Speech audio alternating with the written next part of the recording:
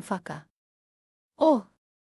কে নিল আমার সব গাজর? মিনি ফুপিয়ে ফুপিয়ে কাঁদতে শুরু করে। তখন বিড়াল কিটি এসে বলে, আরে মিনি, কাঁদছ কেন?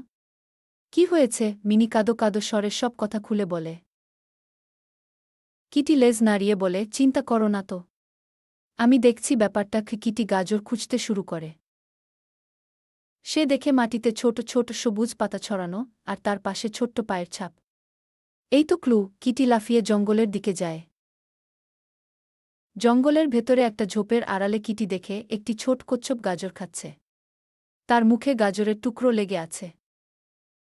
কিটি হেসে বলে, এই যে চোর ধরা পড়েছে। কচ্ছপটি ভয়ে গুটিয়ে যায়।